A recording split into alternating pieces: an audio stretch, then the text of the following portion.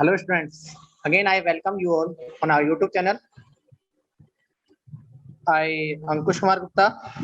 I done my MTech from IIT Roorkee.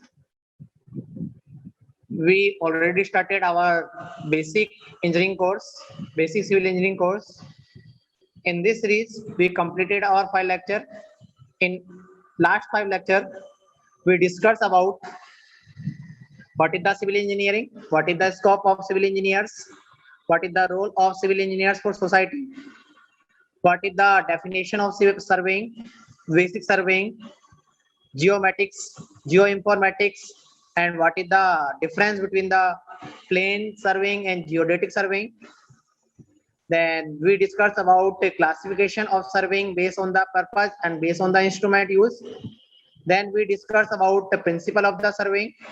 After the principle, we discussed about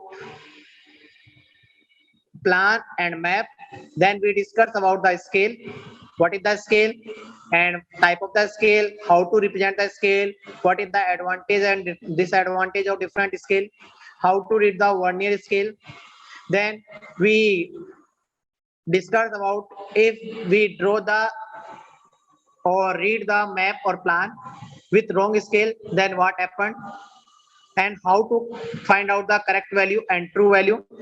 Then we discuss about linear measurement. In linear measurement, there are the three methods: direct method, then optical distance measuring method, the second is distance electron distance measurement. In direct distance method, we discussed in last lecture about passing, passometer, pedometer, speedometer, then chaining. Then we discuss about chaining, which instrument is used in the chaining. In chaining, we use the first is chain. Then we discuss about the type of the chain, how to measure the distance with the chain, what is the length, what is the distance, metric chain क्या होती है, metric chain कितने तरह की होती है, उसमें difference क्या होता है, then gunter chain क्या होती है, gunter chain में कितने link होते हैं, कितनी length होती है, engineer's chain and revenue chain. Then we discuss about the tape. Tape कौन कौन से होते हैं वहां पर, उन टेप में क्या फर्क होता है, क्या एडवांटेज होते हैं, क्या डिसएडवांटेज होते हैं. Then we discuss about the arrow, then patch, then ranging rod, then plumb bob. तो अपन ने यहाँ पर इन इंस्ट्रूमेंट के बारे में डिस्कस कर लिया था कि चैनिंग में कौन कौन से इंस्ट्रूमेंट यूज होते हैं. अब अपन डिस्कस करते हैं what is the ranging road. Ranging road के अपने बारे में डिस्कस करा था. तो रेंजिंग रोड क्या होती है, एक लंबी रोड होती है 3 से 4 मीटर की, जो उसका जो क्रॉस सेक्शन है वो रेक्टेंगुलर भी हो सकता है वहां पर और ऑक्टागोनल भी हो सकता है. अल्टरनेट जो कलर होते हैं वो रेड व्हाइट या red yellow and white alternate colour होते हैं, ब्लैक एंड व्हाइट होते हैं. और यदि वहां पर विजिबिलिटी बढ़ानी होती है तो वहां पर टॉप पर एक फ्लैग लगा दिया जाता है. We already discussed about the instrument we use in the chaining. Now we discuss about the ranging. What is the ranging? Ranging क्या होती है? Then in last lecture we discussed that if we have the chain of length 20 meter, if you want to measure the distance between the A and B, if this distance, the length of AB is less than 20 meter, then one chain is sufficient to measure the distance of the AB.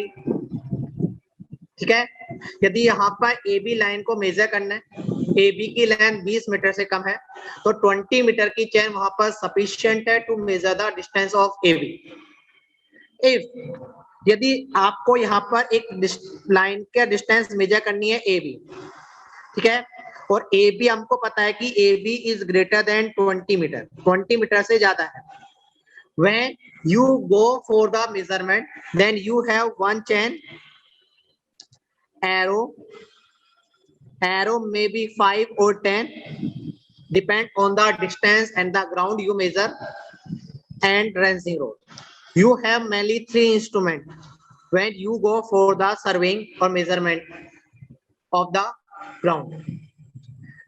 And I already told you that the distance of the AB is 20 meter. If the distance of AB is more than 20 meter, then one chain is not sufficient to measure the distance. The first end of the chain is here, then second end of the chain is between this. अब अपन यहाँ पर जो second and है वो कहीं यहाँ पर बीच में आएगा तो हो सकता है वो अपन जब चैन को स्ट्रेट करते क्या होता है, यहाँ पर चैन सर्वे करते हैं, जब चैन होती है तो उसको दोनों हैंडल पहले एक बंदा खोलता है और उसको फेंकता है, उसके बाद क्या करता है वहां पर एक चैन का हैंडल यहाँ पर क्या होता है, यहाँ पर जो बंदा होता है चैनिंग करते टाइम उसको बोलते हैं वहां पर फॉलोवर्स, और यहाँ पर जो बंदा होता है उसको अपन बोलते हैं वहां पर लीडर। तो चैन का जो एक हैंडल होता है वहां पर फॉलोवर्स पकड़ता है और दूसरा जो हैंडल होता है उसको लीडर पकड़ता है, और फॉलोवर वहां पर जो ये पॉइंट और एंड पॉइंट होता है वहां पर हैंडल को लग देता है, और दूसरा जो लीडर होता है वो चैन को जर्क देता है। जर्क क्यों देता है? जिससे कि वहां पर चैन स्ट्रेट हो जाए, यदि बीच में कोई भी वहां पर क्या आ रहा है, वहां पर चैन मुड़ गई है, टैंग हो गई है। क्लियर? तो अब जैसे उसने टैंग दिया, मतलब इसका मतलब वहां पर कहीं ना कहीं बीच में आ रहा है। तो अपन क्या चाहते हैं, जब भी अपन इंटरमीडिएट पॉइंट डिसाइड कर रहे हैं, यहाँ पर अपन को ए से बी के बीच में कहीं ना कहीं इंटरमीडिएट पॉइंट डिसाइड करना पड़ेगा, नहीं करना पड़ेगा? यहाँ पर सी। तो इंटरमीडिएट पॉइंट डिसाइड करने के लिए वहां पर हम क्या करते हैं, वहां पर रेंजिंग करते हैं। When the distance is more than 20 meter and we have the chain of 20 meter, then we require to stabilize the intermediate point. To stabilize the intermediate point, ranging is used. या बोल सकते हैं ranging is the process to stabilize the intermediate point in the chaining. Clear? तो यहाँ पर C point, अब आप चाहते हो यहाँ पर सी पॉइंट अपन स्टेबलाइज कर रहे हैं, तो C point should be linear with the A and B. It means the point A C B should be linear. यदि आपने वहां पर सी पॉइंट यहाँ पर स्टेबलाइज कर दिया तो आप मेजरमेंट क्या करोगे, यहाँ पर ए से सी और सी से बी, और यहाँ पर यदि ये मेजरमेंट है तो ये मेजरमेंट आपका क्या हो गया, वहां पर रॉन्ग हो गया। क्यों? Because A C B is not linear. ACB is not linear, ACB linear नहीं है। क्लियर है ये चीज? आई बात समझ में नहीं आई? तो ये बात आपको क्लियर हो चुकी है कि हमको इंटरमीडिएट पॉइंट डिसाइड करना है, और इंटरमीडिएट पॉइंट जो है वो वहां पर लीनियर होना चाहिए। लीनियर किसके साथ? वहां पर एंड पॉइंट के साथ लीनियर होना चाहिए। इसके लिए अपन क्या करते हैं, सबसे पहले अपन रेंजिंग रोड ए पर रखते हैं, दूसरी रेंजिंग रोड यहाँ पर रखते हैं, because point A and B are fix point already. We want to stabilize the point C. तो C पॉइंट पर आप यहाँ पर माना कि मैंने रेंजिंग रोड लेके यहाँ पर तीसरा बंदा खड़ा हो गया, माना कि रेंजिंग रोड लेके बंदा कहां पर खड़ा हो गया, यहाँ पर खड़ा हो गया। जैसे मैं ए से बी को सी को देखता हूं तो आपको क्या दिखाई देगा कि वहां पर सी पॉइंट क्या है, वहां पर आउट ऑफ द लाइन है। तो यहाँ पर जो लीडर है वो यहाँ पर सी जो पॉइंट है पर जो बंदा खड़ा है उसको इंस्ट्रक्शन देगा, please move toward the left. यहाँ पर लेफ्ट की तरफ आना है आपको, तो वो क्या करेगा, इधर की तरफ आएगा। कब तक वह मूव करेगा? जब तक कि वहां पर ये लीनियर ना आ जाए। जैसे यहाँ पर सी पॉइंट इस लाइन में आ जाएगा तो इसका मतलब क्या हो जाएगा, पॉइंट बी को सी दिखाई देगा लेकिन ए दिखाई नहीं देगा। क्यों? Because all the 3 point are linear. तो ये तीनों पॉइंट क्या हो चुके हैं, वहां पर लीनियर हो चुके हैं, और इसी प्रोसेस को अपन क्या बोलते हैं वहां पर, रेंजिंग। देखो मैंने लिख भी रखा है, when the length of the line is exceed the length of the chain, then intermediate point will have to be stabilized in the line with the 2 terminal point before chaining is start. It is known as the ranging. ठीक है? या अपन बोल सकते हैं the process of fixing or stabilizing such intermediate point is known as the ranging. Clear है कि वहां पर स्टेबलाइज फिक्सिंग इंटरमीडिएट पॉइंट को फिक्स करने की जो प्रोसेस होती है उसी को अपन बोलते हैं वहां पर रेंजिंग बोला जाता है। अब रेंजिंग जो होती है वहां पर दो तरह से होती है, वहां पर direct ranging and indirect ranging. We discuss what is the difference between the direct ranging and indirect ranging. First of all we discuss about the direct ranging. Clear? Then direct ranging. if 2 point A and B, it means when that two terminal point are intervisible to each other. When terminal point A and B are intervisible, then we go for direct ranging. Direct ranging के लिए अपन जाते हैं जब वहां पर अपन को A और B point दोनों विजिबल होते हैं, इंटरविजिबल होते हैं। यदि दोनों पॉइंट इंटरविजिबल नहीं है, माना कि वहां पर बीच में पहाड़ आ चुका है, हिल आ गई है, तो आप यहाँ पर और यहाँ पर आप कोई पॉइंट इस सी को स्टेबलाइज करते हो, तो आपको कैसे पता लगेगा कि वहां पर ए सी बी वहां पर लीनियर है? Because you can not see the point B from A and point A from B. यदि आपको वहां पर ए और बी दोनों इंटरविजिबल नहीं है, then you can not identify that point A C B are collinear. Clear? तो only direct ranging is applicable when both the point A and B are intervisible to each other. Clear? मैंने भी लिख रखा है, done direct ranging is done when two end of the survey line, two end point of the survey line are intervisible. देखो यहाँ पर इनमें यहाँ पर जो डायरेक्ट रेंजिंग करते हैं, डायरेक्ट रेंजिंग अपन हमारी आंखों के द्वारा भी कर सकते हैं और डायरेक्ट रेंजिंग अपन किसके द्वारा भी कर सकते हैं, वहां पर ऑप्टिकल इंस्ट्रूमेंट भी आता है। ठीक है, तो डायरेक्ट रेंजिंग हम हमारी आंखों के द्वारा भी कर सकते हैं और ऑप्टिकल इंस्ट्रूमेंट के द्वारा भी कर सकते हैं। मैंने जो अभी तक समझाई थी that direct ranging is done by eyes, diagram के द्वारा भी समझ सकते हो आप। ठीक है, मैं डायग्राम यहाँ पर शो कर रहा हूँ आपको। ठीक है, आईज के द्वारा देखो यहाँ पर first survey at A point, second survey at B point and P is the intermediate point and P is the intermediate point. So this point should be collinear with the A and B. It should not out of the line like that.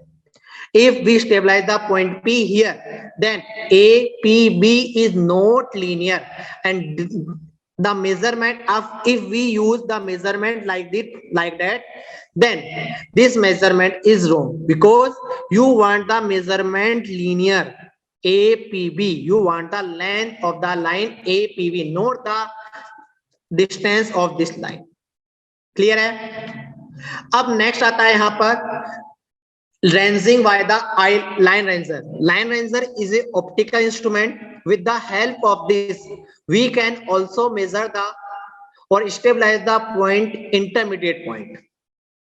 Line ranger, line ranger instrument क्या होता है? देखिए, line ranger मैंने आपको diagram में show कर रखा है कि लाइन रेंजर इस तरह के इंस्ट्रूमेंट होता है। There is the two prism, first is this prism and second is this prism. First prism is A B C and second prism is B C D, and both prisms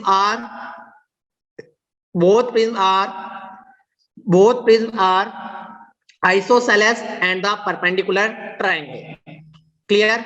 And these two prisms are placed over each other.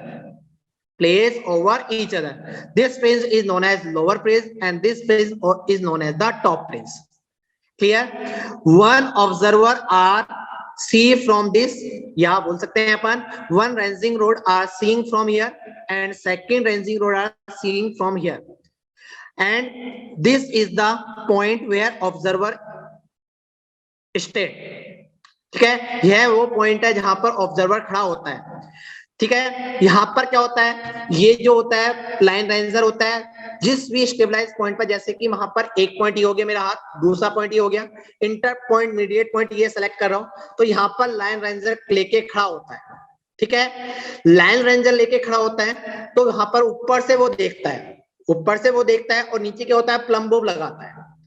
ऊपर से वो देखता है तो वहां पर इस ranging road की इमेज कहीं यहाँ बनती है और यहाँ से जो सेकंड पॉइंट की जो रेंजिंग रोड है उसकी इमेज कहीं बनती है। यदि दोनों की इमेज यहाँ पर डायग्राम से देखिए,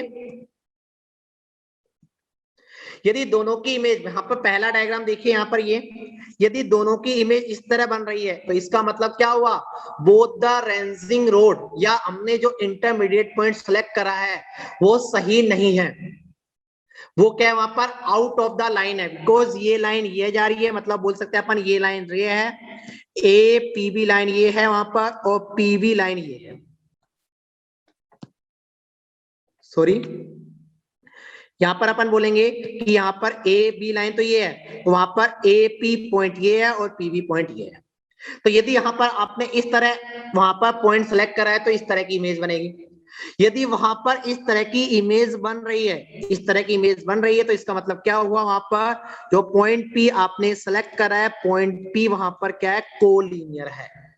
पॉइंट पी क्या है वहां पर, ए और बी लाइन के वहां पर क्या है, कोलिनियर है। इसका मतलब क्या हुआ, हमारा पॉइंट क्या हुआ वहां पर, परफेक्ट पॉइंट हो चुका है। देन वहां पर क्या होता है, उसके नीचे एक प्लम बॉब लगा होता है, प्लम बॉब की सहायता से अपन क्या करते हैं, वहां पर उस पॉइंट को नीचे जमीन पर ट्रांसफर कर देता है। अपन ने कल ही बताया मैंने, प्लम बॉब का काम क्या होता है, to transfer the point to the ground.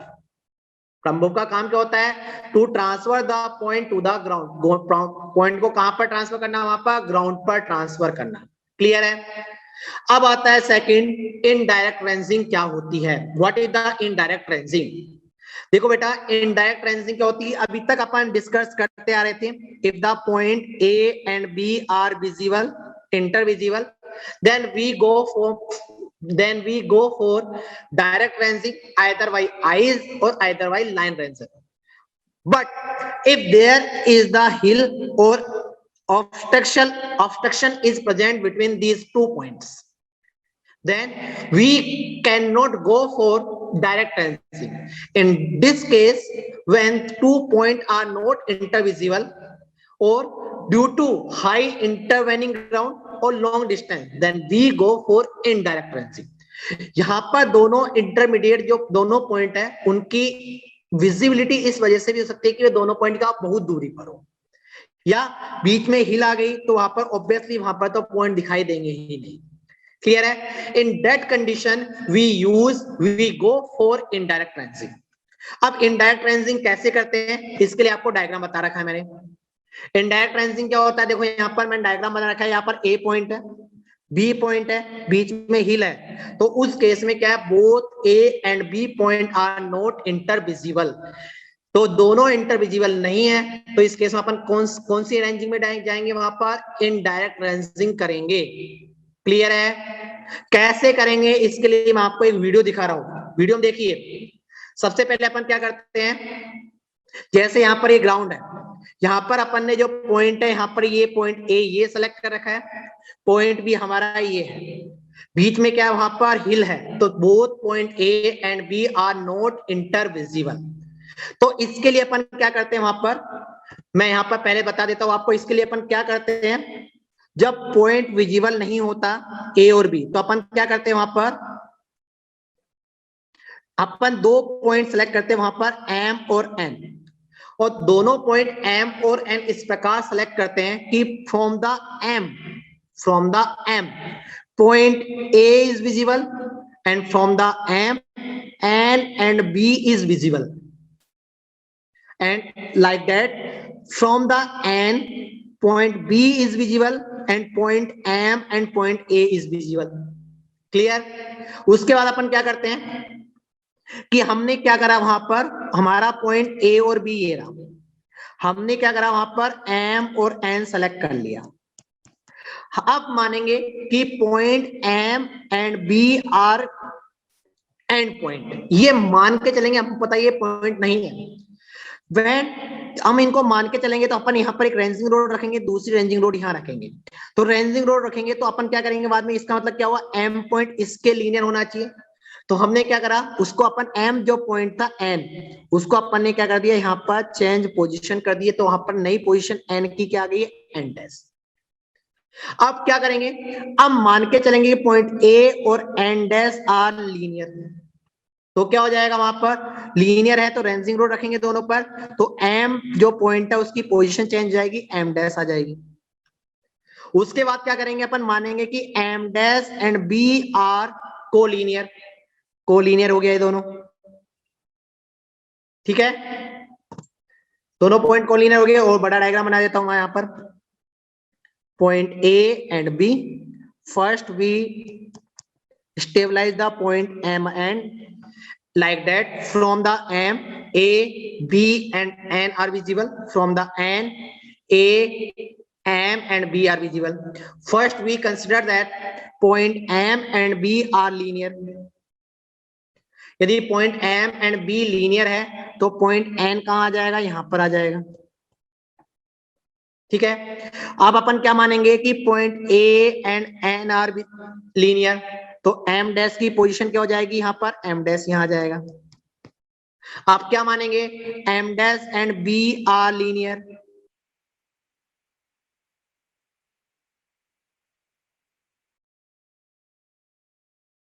A और N डैश क्या करेंगे, यहां पर A और N डैश को अपन क्या मान लेंगे, वहां पर N डबल डैश को क्या मानेंगे, वहां पर लीनियर.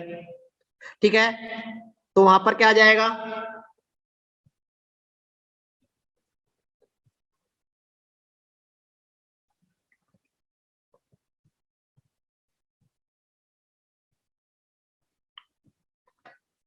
तो वहां पर क्या आ जाएगी, वहां पर नेक्स्ट पोजीशन आ जाएगी, यहां पर M डबल डैश. आएगी नहीं आएगी. तो उस तरह उसके बाद क्या करेंगे अपन, यहाँ पर दोबारा M डबल डैश को और B को मानेंगे तो कहां आ जाएगा, N पॉइंट, फाइनल पॉइंट हमारा N यहां आ जाएगा. अभी N और A को देखेंगे तो M ऑटोमेटिकली कहां आ जाएगा, यहाँ पर आ जाएगा.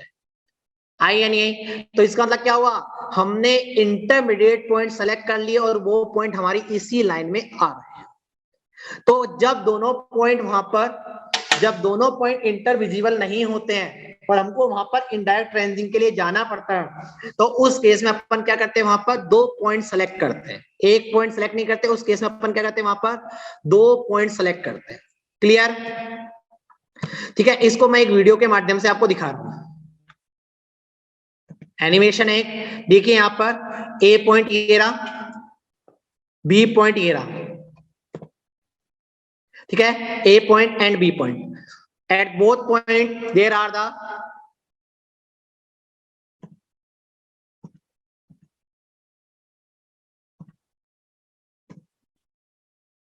ठीक है. दोनों पॉइंटों पर वहां पर रेंजिंग लोड लेकर बंदा खड़ा हो गया. और उसके बाद में क्या करा, दोनों इंटरविजिबल है. क्यों इंटरविजिबल है, देख लो यहाँ पर इंटरविजिबल नहीं है. उसके बाद में क्या करा, वहां पर हमने 2 इंटरमीडिएट पॉइंट सेलेक्ट कर लिए, सी और डी. सीओडी आ गए. सीओडी कहते हैं कि from the C A B D visible, from the D A C B visible. हमने क्या करा, माना कि बी और सी क्या वहां पर कोलिनियर, तो डी अपनी पोजीशन चेंज करके कहां पर आ गया, डी डैश पर आ गया. ठीक है. अब अपन क्या मानेंगे, डी डैश और ए पॉइंट क्या वहां पर कोलिनियर है, और डी डैश ए कोलिनियर, तो सी अपनी पोजीशन चेंज करके कहां पर आ गया, वहां पर सी डैश पर आ गया. आ गया. इसका मतलब क्या होगा, ए सी डैश डी डैश क्या हो गया, कोलिनियर हो गया. देन हम क्या मानेंगे, अब point B and C dash are collinear, ये कोलिनियर है. Then D dash change is position and come on the line B C dash. Clear. तो क्या हुआ हमारा, B C dash and D double dash are collinear. Now we consider that D double dash and A are collinear. Then C dash change his position and come on the line and of his new position C double dash. Clear. Next आते हैं अपन, तो यहां पर ये पता लग गया. अब अपन क्या मानेंगे, C double dash and B की पोजीशन है वो क्या है, वहां पर सही है, तो वहां पर D डबल डैश अपनी नई पोजीशन D ट्रिपल डैश पे आ जाएगा. आया नहीं आया. तो इस कंडीशन में क्या हो गया, B D double dash and B C double dash collinear हो गए. अब देखते हैं अपन डी ट्रिपल डैश और ए पॉइंट को अपन कोलिनियर मानते हैं, कोलिनियर माना, तो सी डबल डैश अपनी पोजीशन चेंज करेगा यदि वहां पर लीनियर नहीं है. लेकिन यहाँ पर क्या हुआ, तो अब देखिए यहाँ पर A C double dash D triple dash and B point are visible या और क्या है वहां पर, linear to each other. Clear है यहाँ तक. उसके बाद में इनकी डिस्टेंस मेजर कर ली. इनकी डिस्टेंस क्या है, जो भी ग्राउंड पे डिस्टेंस होगी, एग्जांपल के थ्रू इस वीडियो में यहाँ पर इसकी डिस्टेंस कितनी है, 60 मीटर, 45 मीटर एंड 34 मीटर. कोई भी डाउट है, आई थिंक कोई डाउट नहीं होगा. अब रेंजिंग आपकी क्लियर हो गई होगी, इनडायरेक्ट रेंजिंग क्या होती है.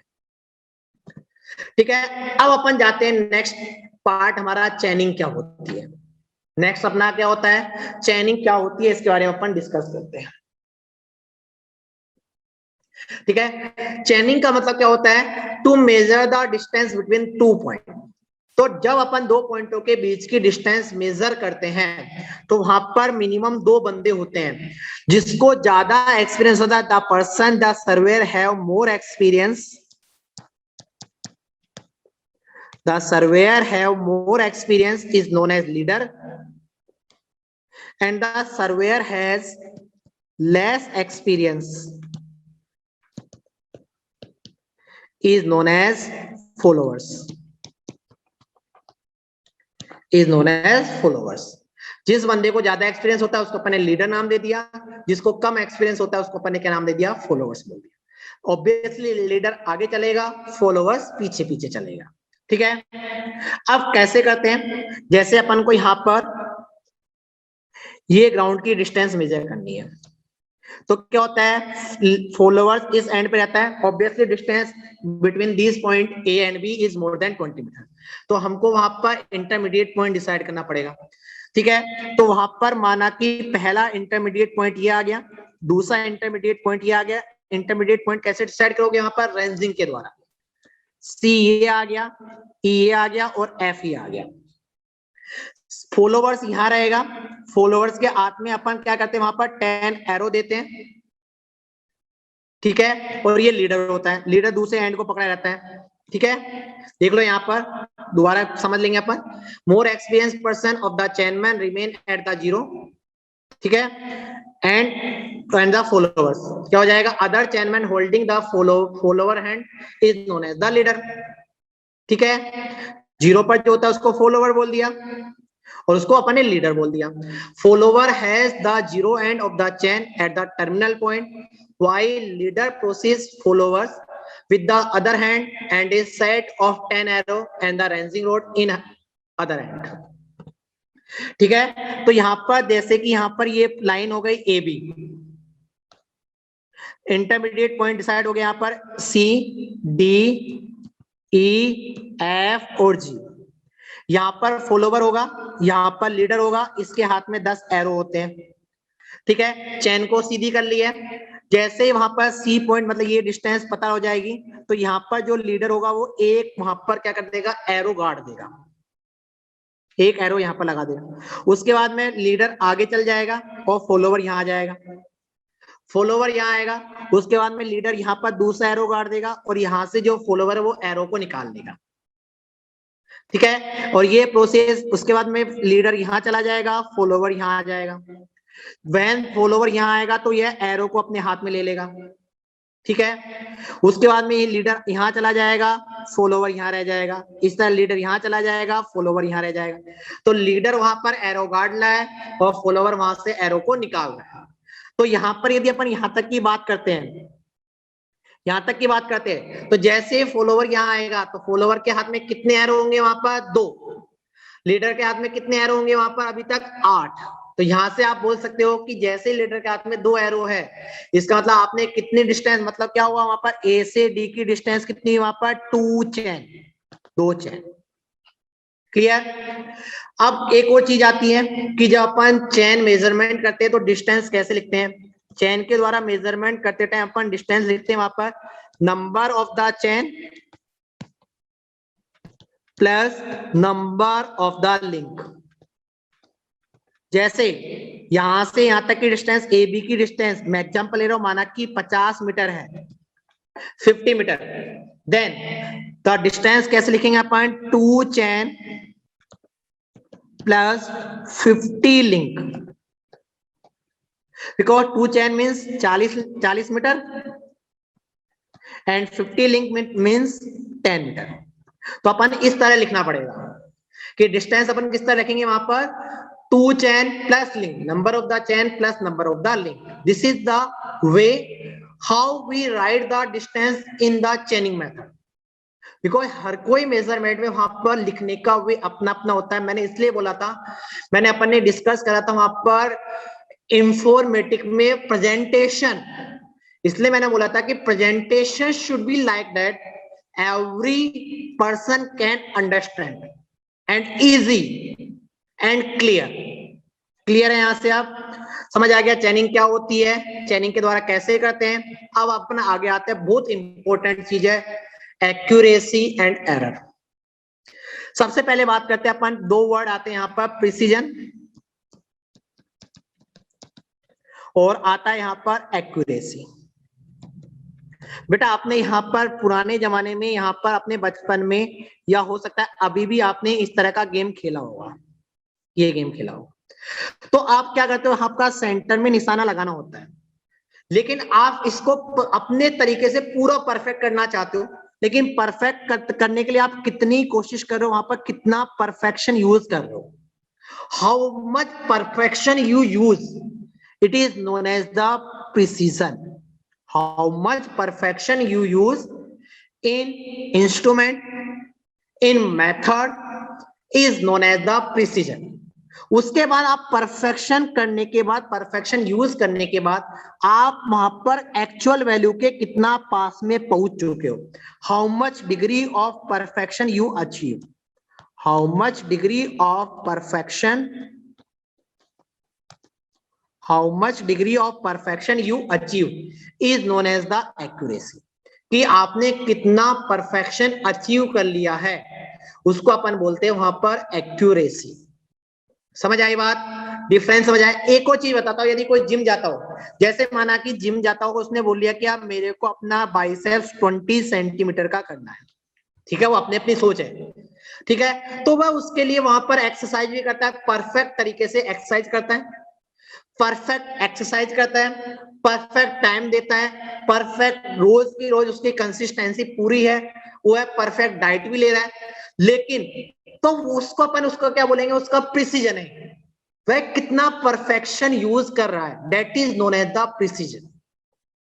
बट उनके बाद भी उसने कितने अपने गोल को, कितनी वहां पर परफेक्शन को अचीव कर लिया है, मतलब वहां पर 20 के कितने, मतलब उसने 19 सेंटीमीटर की अचीव कर ली है, इसका मतलब उसकी एक्यूरेसी कितनी हुई, वहां पर 19 सेंटीमीटर एक्यूरेसी हुई, उसकी एक्यूरेसी क्या हुई, बहुत अच्छी हो गई। माना कि उसने 17 सेंटीमीटर अचीव करा है, तो मतलब उसका डिग्री ऑफ परफेक्शन क्या है, कम है। क्योंकि अपन किसी चीज के लिए जितनी ट्राई करते हैं और वह कितने उसके पास पहुंच पाते हैं, उसी बात पे तो डिपेंड करेगा कि आपने कितना परफेक्शन यूज करा था और आप कितना परफेक्शन अचीव कर पाए।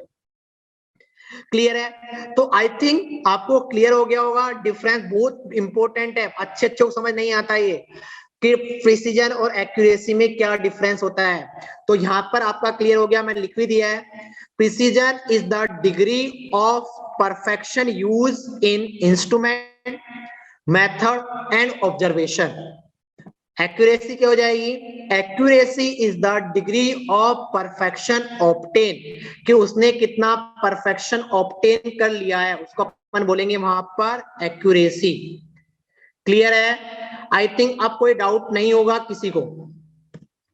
अगला, एक्यूरेसी किन किन बातों पे डिपेंड करती है, अपन ने बोल दिया था, एक्यूरेसी किन किन बातों पे डिपेंड करती है। Accuracy depend on precise instrument, कि आप जो इंस्ट्रूमेंट यूज दे रहे हो उसमें कितना प्रिसाइज है, वो परफेक्ट है या नहीं है, मेथड कौन सा यूज ले रहे हो, और आपकी प्लानिंग क्या है। मतलब मैं वही एग्जांपल फिर से दे रहा हूँ बाइसेप्स वाला, कि आप बाइसेप्स के लिए जो एक्सरसाइज कर रहे हो उसके लिए आप इंस्ट्रूमेंट कौन सा यूज दे रहे हो, और वह इंस्ट्रूमेंट जो यूज ले रहे हो, डंबल्स जो यूज ले रहे हो, वो परफेक्ट है या नहीं है। उसके बाद आप डंबल से एक्सरसाइज करो, रोड से एक्सरसाइज करो, तो वहां पर आप जो मेथड यूज दे रहे हो, जिस तरह से आप एक्सरसाइज कर रहे हो, वह एक्सरसाइज परफेक्ट है या नहीं है, एक्सरसाइज सही से कर रहे हो नहीं या नहीं कर रहे हो। उसके बाद में गुड प्लानिंग, मतलब आपका सोने का टाइम क्या है, खाने पीने का टाइम क्या है, एक्सरसाइज करने का टाइम क्या है, आपका शेड्यूल बहुत खराब तो नहीं है, आपका खान पान बहुत खराब तो नहीं है, प्रॉपर प्रोटीन ले रहे हो नहीं ले रहे हो। तो उन सब बातों पर डिपेंड करेगी कि आपने कितना डिग्री ऑफ परफेक्शन अचीव करा है। क्लियर है, कोई भी डाउट है? तो आपकी एक्यूरेसी किन किन बातों पर डिपेंड कर रही है, कि आपका इंस्ट्रूमेंट प्रिसाइज है या नहीं है, आपका मेथड प्रिसाइज है या नहीं है, आपकी प्लानिंग सही है या नहीं है, इन सब बातों पर डिपेंड करेगा। ठीक है, तो यहाँ तो आपको समझ आ गया होगा what is the precision, what is the accuracy and accuracy depend on which factor, ठीक है, accuracy depend on 3 factor, precise instrument, precise method and good planning. तो यदि अपन यहां तक समझ आ गया, अब आगे बात करते हैं। तो अपन बोल सकते हैं, तो वहां पर एरर क्या हुई, आपने मेजर करी और ट्रू करी, तो एरर क्या हो जाएगी वहां पर, error equal to the measured value minus true value. तो एरर क्या आ जाएगी वहां पर, measured value minus true value, it is known as the error. कि मतलब मैं बोलूं कि आपका यहाँ पर ए बी है, ये एक्चुअल में वहां पर 20 मीटर का था, लेकिन आपने वहां पर 19 मीटर ही उसको बताया, तो इसका मतलब क्या करा, आपने मेजरमेंट में एरर करी है, और वह एरर कितनी है वहां पर, -1 सेंटीमीटर। मतलब आपने 1 सेंटीमीटर कम नापा है, कम नापा है मतलब एरर क्या है, नेगेटिव एरर है, नोट द पॉजिटिव एरर, ठीक है। अब यदि कोई चीज के मेजरमेंट में एरर आ गई, तो आपको वहां पर करेक्शन करना पड़ेगा। यदि आपकी एरर -1 सेंटीमीटर है, तो आपका करेक्शन कितना होगा, +1 सेंटीमीटर। मतलब आपका ये वैल्यू एक्चुअल वैल्यू या करेक्ट वैल्यू के पास कब पहुंचेगी, जब आप इसमें कोई 1 सेंटीमीटर जोड़ोगे। करेक्शन का मतलब क्या होगा, how much value is added, deducted, multiply and divide, so that we can obtain the fix value, जिससे कि अपन हमारी फिक्स वैल्यू और एक्यूरेट वैल्यू को ऑब्टेन कर सके, करेक्ट वैल्यू ट्रू वैल्यू को ऑब्टेन कर सके। It is known as the correction. तो करेक्शन मैं यहां पर ये भी लिख सकता हूं, तो यहां पर मैं करेक्शन लिख दिया, correction equal to the true value minus measured value. यहां पर मैं ये लिख सकता हूं क्या, error equal to minus correction, error equal to minus correction. Clear. Now आता है अब कि हमने जो मेजरमेंट करा है, तो वहां पर एरर के सोर्स क्या क्या हो सकते हैं, किन किन वजह से एरर आ सकती है। एरर आने की पहली जो वजह वो इंस्ट्रूमेंटल एरर, कि इंस्ट्रूमेंट अपन जो यूज ले रहे हैं उसमें ही यदि कोई वो उसी में कोई खराबी है, इंस्ट्रूमेंट में ही कोई क्या वहां पर प्रॉब्लम है, तो वहां पर क्या आएगी, वहां पर एरर आएगी, और that error is known as the instrumental error. उस एरर को अपन क्या बोलेंगे वहां पर, इंस्ट्रूमेंटल एरर। जैसे अपन आप कोई चेन का मेजरमेंट, जैसे आप कोई दुकान पे जाते हो, कब माना दूध लेने जाते हो, और दूध लेने जाते हो, वहां पर 1 लीटर की नाप होती है। यदि वहां पर वह 1 लीटर की दुकानदार बेईमान है, 1 लीटर की जगह उसके पास 900 ml की है और आपको बोल रहा है 1 लीटर की है, तो वहां पर आपके पास जो दूध की क्वांटिटी आएगी वो क्या आएगी, वहां पर कम आएगी। और यह दूध की क्वांटिटी कम क्यों आ रही है, क्योंकि वहां पर जो है एरर वो किसमें है, इंस्ट्रूमेंट में। जैसे आप वहां पर माना ऑक्सीजन लेवल मेजर करते हो, ऑक्सीजन लेवल मेजर करते हो ऑक्सीमीटर द्वारा, तो यहां पर यदि ऑक्सीमीटर ही आपका खराब है, तो आपका ऑक्सीजन लेवल वो क्या देगा, वहां पर गलत देगा, और आप क्या सोचोगे कि यार मेरा ऑक्सीजन लेवल कम हो रहा है, कोरोना तो नहीं हो गया। ठीक है। तो इन सब चीजों को ध्यान में रखना है कि एरर ओनली ये नहीं हो सकता कि एरर ओनली जो इंसान है उसकी वजह से हो सकती है, एरर किसकी वजह से भी हो सकती है, वहां पर इंस्ट्रूमेंट की वजह से भी एरर हो सकती है। ठीक है। So second error is personal error, कि यदि मैं बोल रहा हूं कि जो मेजरमेंट कर रहा है, जो सर्वे कर रहा है, वहां पर यदि उसी ने कोई वहां पर इनपरफेक्शन यूज कर रहा है, जैसे कि अपन वहां पर माना कि टेप मेजर वहां पर चैन के द्वारा मेजरमेंट कर रहे हैं, एक एंड ये यहाँ पर है चैन का, दूसरा चैन का एंड यहाँ पर है, यहां से लेकर यहां तक माना कि 30 लिंक थे, एग्जांपल दे रहा हूं लिंक, लेकिन उसने वहां पर काउंटिंग में गड़बड़ कर दी है, और वहां पर उसको उसने 33 लिंक दे दिया, बोल दिया। उसने कितने काउंट कर लिए वहां पर, 33 लिंक काउंट कर लिए। तो ये यहाँ पर इंस्ट्रूमेंट तो बिल्कुल परफेक्ट था, तो लेकिन यहाँ पर एरर किसकी वजह से आ रही है, वहां पर पर्सनल वजह से आ रही है, पर्सनल रीजन की वजह से। Clear. Next is natural error. बेटा कि नेचुरल एरर क्या हो सकता है वहां पर, due to the temperature, due to the pressure, due to the wind, ये सब क्या वहां पर, due to the gravity, due to the humidity, इन सब की वजह से वहां पर एरर आती है। That error is known as the natural error. जैसे एक एग्जांपल देते हैं, हमारा जो चैन है, चैन किसकी बनी होती है, वहां पर गैल्वेनाइज्ड स्टील की बनी होती है। Chain is made from galvanized steel. This is made for standard temperature 27 degrees centigrade. If I use this chain at the temperature 48 degrees centigrade, then steel में क्या होगा, वहां पर स्टील क्या हो जाएगी, वहां पर इंक्रीज हो जाएगी, उसकी लेंथ क्या हो जाएगी, बढ़ जाएगी। लेंथ क्या हो जाएगी due to the temperature variation, वहां पर length of the steel is increase. और उसकी वजह से यदि यहाँ पर ये 20 मीटर की चेन थी, वो 20 मीटर की चेन क्या हो जाएगी, वहां पर 21 की हो गई, तो वहां पर मेजरमेंट में ऑब्वियसली क्या आ जाएगी, वहां पर एरर आएगी। That error is not due to the instrument, that error is not due to the person reason, that error is due to the natural, nature की वजह से आ रही है। क्लियर? ये अपन ने पढ़ लिया। अब आते हैं अपन काइंड ऑफ द एरर कि कितने काइंड की, कितने टाइप की एरर होती है। There are 3 type of the error. First is mistake. Mistake का मतलब क्या हुआ, इन अटेंशन, मतलब मैं मिस्टेक कर रहा हूं कि मेरे पास से कोई भी गुजर रहा है, जैसे कि मैं वहां पर सर्वे कर रहा हूं, मेरे पास से सचिन तेंदुलकर या विराट कोहली गुजर रहा है, तो मेरा ध्यान उस मेजरमेंट से छूटकर कहां चला जाएगा, उस पर चला जाएगा, जाएगा नहीं जाएगा? तो इसका मतलब क्या हुआ, हमारा मेजरमेंट से जो अटेंशन था वो क्या हो चुका है, वहां पर गिर गया, या अटेंशन अपन हमारे काम के प्रति इन अटेंड हो गए, अटेंशन कम हो गया। अटेंशन यदि कम हो गया तो वहां पर मेजरमेंट में ऑब्वियसली क्या आएगी, वहां पर एरर आ जाएगी। दूसरा, यदि वहां पर कोई इनएक्सपीरियंस बंदा, जैसे कोई ऑपरेशन है, डॉक्टर कोई ऑपरेशन कर रहा है, और यदि कोई डॉक्टर को, उस डॉक्टर को एक्सपीरियंस नहीं है, तो वहां पर ऑपरेशन में कोई ना कोई एरर हो सकती है। जैसे कि आपने मूवी देखी होगी, वहां पर अक्षय कुमार और करीना कपूर वाली, तो उसमें क्या था, मूवी का नाम मुझे याद नहीं आ रहा, तो वहां पर क्या होता है, उसने पेट के अंदर कैंची को छोड़ दिया था, जो सीजर होता है उसको अंदर छूट गई थी उससे। हाँ, तो इसका मतलब क्या हुआ, वो वहां पर जो एरर आई है, तो वह किसकी वजह से आई है, कि the doctor is doing operation is in experience. वहां पर जो डॉक्टर, वहां पर जो डॉक्टर ऑपरेशन कर रहा था वो इन एक्सपीरियंस है। दूसरा, तीसरा क्या हो सकता है, when you are doing experiment या when a surveyor doing experiment, तो वहां पर अपन क्या कर लेते हैं, केयरलेस करते हैं कि वहां पर ठीक है यार हो जाएगा, अपन उसकी परवाह नहीं करते, क्या कर लेगा मास्टर, क्या कर लेगा हमारा, सोचते हैं ना, ठीक है, वो मास्टर को क्या पता कि इसकी डिस्टेंस कितनी है, मैंने अंदाजे से लिख दिया कि माना 20 मीटर है। क्लियर है? तो यहाँ पर पुअर केयरलेस की वजह से भी मिस्टेक होती है। Next, poor judgement. जैसे पुअर जजमेंट तो किस में आएगा, रेंजिंग में आएगा, ए से बी।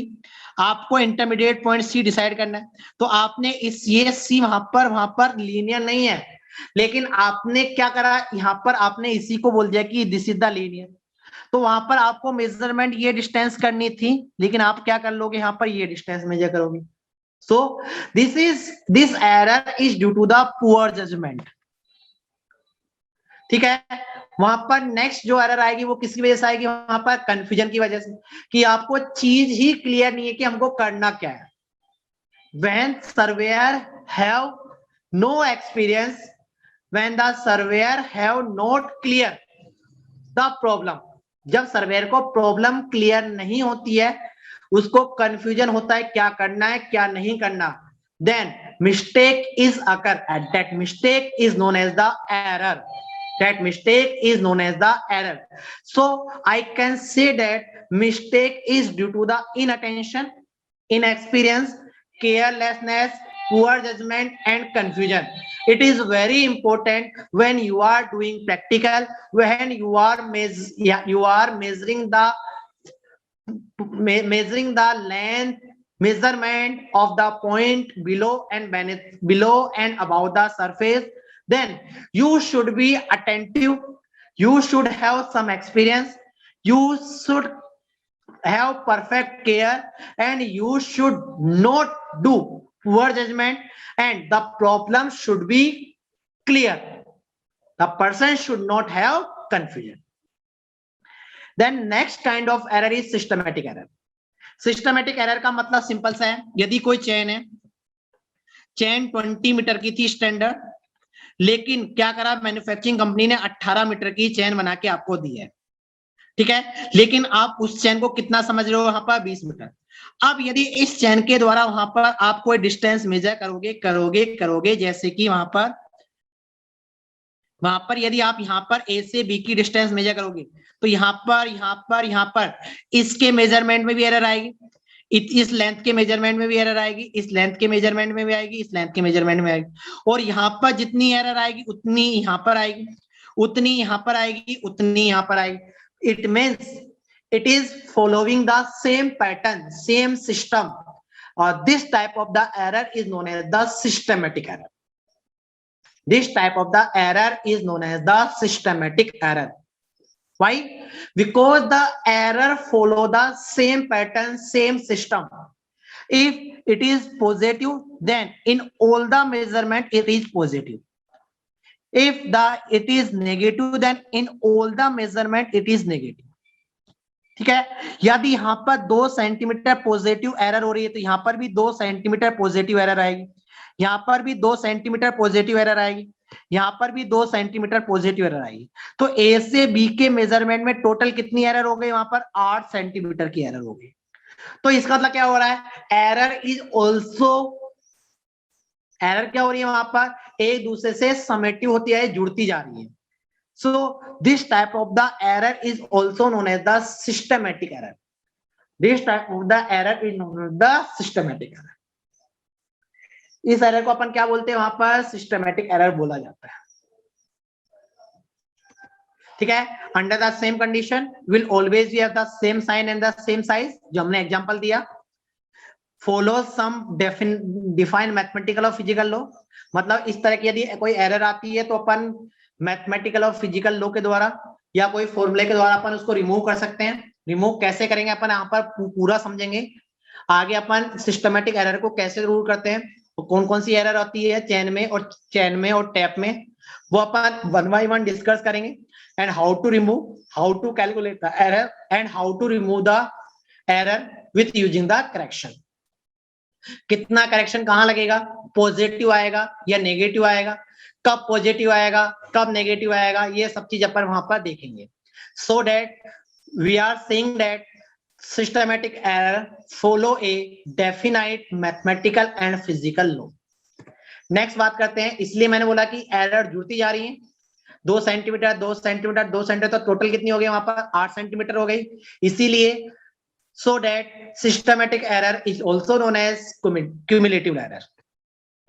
नेक्स्ट आता है एक्सीडेंटल एरर। एक्सीडेंट बेटा यहाँ पर आप कुछ नहीं कर सकते कि आपने वहां पर कोई पूरा अटेंशन से करो, आपके पास पूरा एक्सपीरियंस भी है, आप वहां पर कोई केयरलेस नहीं कर रहे हो, आपको प्रॉब्लम भी बिल्कुल क्लियर है, ठीक है, और आपका वहां पर जो इंस्ट्रूमेंट है वो भी परफेक्ट है, वहां पर कोई इंस्ट्रूमेंट भी परफेक्ट है, कोई क्युमुलेटिव टाइप की एरर नहीं है, तब भी वहां पर यदि कोई एरर आ जाती है, that is known as accidental error. Accident हो गया रब्बा रब्बा, हमको पता ही नहीं है कब एक्सीडेंट हो गया, और इस एरर को आपके हाथ में यदि ये एरर आ रही है तो you can not remove this error by mathematical way. इस एरर को रिमूव करने का कोई मैथमेटिकल वे नहीं है। ये भी हो सकता है, जैसे इस एरर को अपन ये भी बोल सकते हैं, जैसे ए से बी अपन मेजर करना है, यहाँ सी है यहाँ डी है, यदि मैं बोल सकता हूँ कि ये भी हो सकता है कि यहाँ पर ये एरर पॉजिटिव आ रही है और यहाँ पर ये एरर नेगेटिव आ रही है। माना कि यहाँ पर एरर 2 सेंटीमीटर पॉजिटिव आई, हो सकता है यहाँ पर 2 सेंटीमीटर नेगेटिव आ, तो मतलब यहाँ पर पॉजिटिव एरर ने यहाँ पर नेगेटिव एरर दोनों को एक दूसरे से क्या कर दिया, कंपनसेट कर दिया। एक दूसरे ने एक दूसरे को क्या कर दिया, वहां पर कंपनसेट कर दिया। So that this error is also known as compensating error. So that this type of the error is also known as the compensating error. Clear? मैंने यही बोला कि आपने मिस्टेक को रिमूव कर दिया, सिस्टमैटिक एरर को रिमूव कर दिया, तब भी यदि कोई मेजरमेंट में एरर रह जाती है, that is beyond the ability of the observer. मैंने पहली चीज ये बताई थी, that is beyond the ability of the observer. That type of the error is known as the accidental error. Clear?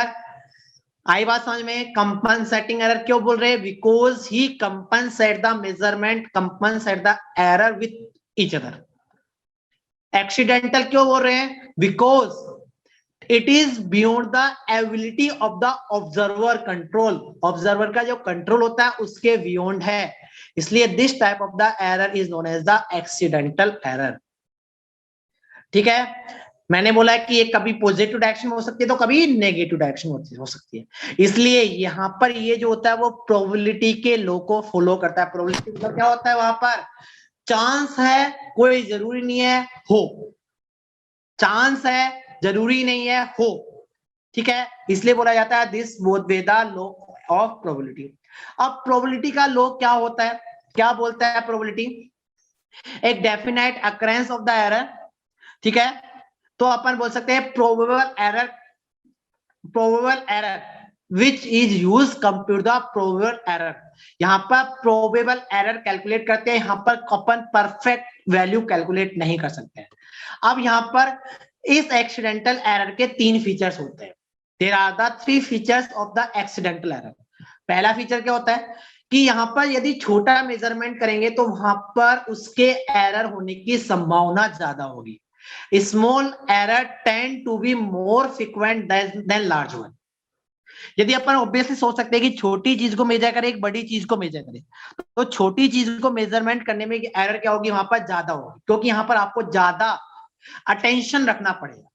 छोटा ऐसा है, वो छोटा सा है, तो उसको वहां पर अपन ये भी बोल सकते हैं छोटा जो बच्चा होता है उसको संभालने के लिए आपको ज्यादा मेहनत करनी पड़ती है। जैसे ही वो 5-10 साल का हो जाता है, स्कूल चल जाएगा, अपना खाना खा लेगा, सब कुछ कर सकता है वो। इसलिए सर्वे भी यही बोलती है, प्रोबेबिलिटी मेथड भी यही बोलता है कि स्मॉल एरर के होने के चांस लार्ज एरर की अपेक्षा ज्यादा होते हैं। दूसरा, वहां पर पॉजिटिव में पॉजिटिव और नेगेटिव होने के चांस सेम होते हैं। यदि वहां पर पॉजिटिव एरर 5 बार हो रही है तो नेगेटिव एरर भी 5 बार हो रही है, फ्रीक्वेंसी सेम होती है। इसलिए क्या बोला जाता है इसको कंपनसेट, इसलिए चांस होते हैं कि वहां पर एरर क्या हो जाए, एक दूसरे से कंपनसेट हो जाए। ठीक है, अगला वही लार्ज एरर अकर इनफ्रीक्वेंटली, लार्ज जो एरर होती है उसके होने के चांस क्या होते हैं, वहां पर कम होते हैं। ठीक है, यहां तक relative frequency of error of different extent can be express by the curve. Upon curve के द्वारा अपन एक्सप्रेस कर सकते हैं, और वो कौन सा कर्व होता है, प्रोबेबिलिटी कर्व होता है, इस तरह का, इस तरह का प्रोबेबिलिटी कर्व। अपने सिलेबस से बस इतना है, इतना यहां रख लो कि accidental error follow the probability curve. ये सब चीजें मैंने आपको बोल सकते हैं बेनिफिट या बोल सकते हैं बोनस में दे दी है, ये अपने सिलेबस में इतना नहीं आता है फर्स्ट ईयर में। ठीक है, तो आज की क्लास के लिए अपन इतना ही करते हैं। कोई भी डाउट हो, कोई भी कंफ्यूजन हो, you can comment in the comment box and join our Telegram group where you can discuss about your problem, any type of problem, कि आपको सब्जेक्ट समझ नहीं आ रही तो उससे रिगार्डिंग भी वहां पर आप लिख सकते हो। वहां पर यदि आपको कोई और हेल्प चाहिए regarding syllabus, regarding subject, regarding preparation, कि हम कैसे प्रिपरेशन करें, how to start our GATE preparation, when we start our GATE preparation, how we build our career, कि हम कैरियर में हम क्या करें, what we done at home during this lockdown, कि लॉकडाउन के दौरान हम क्या करें घर में बैठे बैठे, so that we can enhance our self, we develop our self, कि हम अपने आप को डेवलप कर सके, इस प्रकार डेवलप कर सके कि जैसे अपन फाइनल ईयर से निकले हमारे पास हाथ में नौकरी हो। तो जो भी कंफ्यूजन हो, you can ask freely, you can ask freely in the Telegram group. और जो हमारे चैनल पर नए नए आए उनसे आई रिक्वेस्ट टू अगेन कि subscribe our channel and like the video and share with your friends. Clear? तो आज की क्लास अपन यहीं फिनिश करते हैं। Thank you for your support, thank you for watching, bye everyone.